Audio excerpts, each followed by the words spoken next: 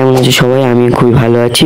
তো আগের পার্টটা হয়তো তোমরা সবাই দেখেছো, আর যারা যারা দেখোনি তোমরা সবাই দেখে এসো পার্ট 1টা। তো আজকে আমরা যেতে চলেছি উদয়পুর সি বিচের দিকে। আমরা আশা করি মানে আমরা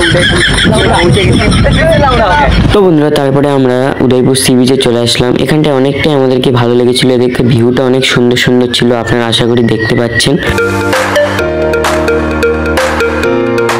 আমরা উদয়পুর বিচে চলে আসলাম। আমার তো দীঘার থেকে উদয়পুর সেই লাগছে। তোর কি রান্না লাগছে? দীঘা ভালো লাগছে? ফাটাফাটি ভাই, ফাটাফাটি তো দীঘা ভালো লাগেনি, উদয়পুরটা ভাই সেই লাগছে।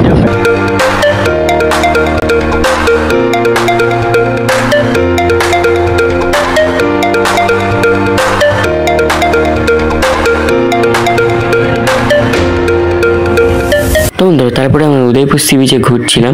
এখানটার ভিউটা পুরো অসাম ছিল, এখানে লোকজনের ভিড়ও মোটামুটি ছিল। তারপরে আমরা ঘুরতে ঘুরতে একটা আইল্যান্ডের সন্ধান পেয়েছিলাম, তো ওখানে দেখি কি হয়। তো চলো যাওয়া যাক। সেই যে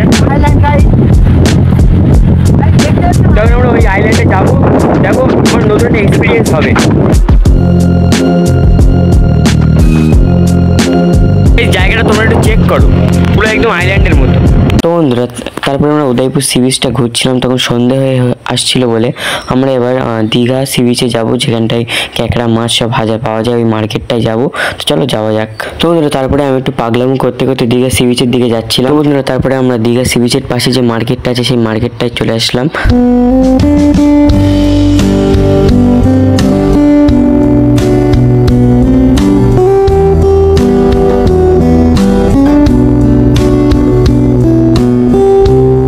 তোমরা রাতের সমুদ্রটা একবার চেক করো। তারপর আমরা এখান থেকে একটু ঝালমুড়ি খাচ্ছিলাম।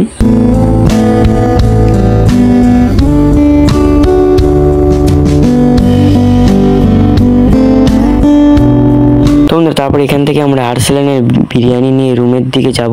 তো বিরিয়ানিটা আমার অত ভালো লাগেনি, যেটা সত্যি কথা।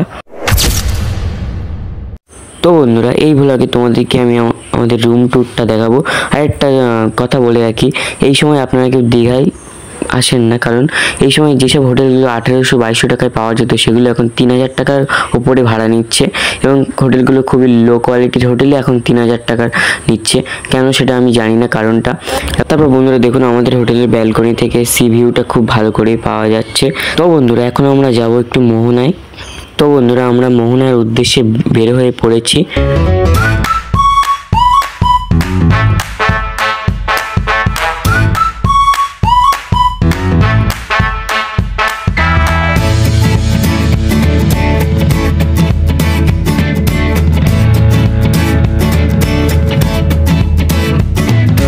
তো বন্ধুরা তারপরে আমরা মোহনায় পৌঁছে গেলাম।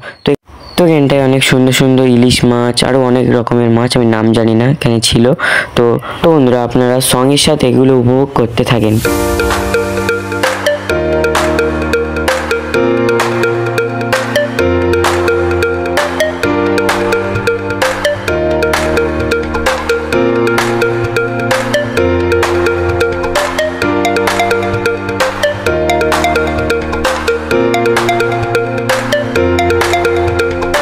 তো বন্ধুরা তারপর আমরা এখান থেকে একটু সোডা খেয়ে নিচ্ছি, যা গরম পড়েছে আপনারা তো সবাই জানেন।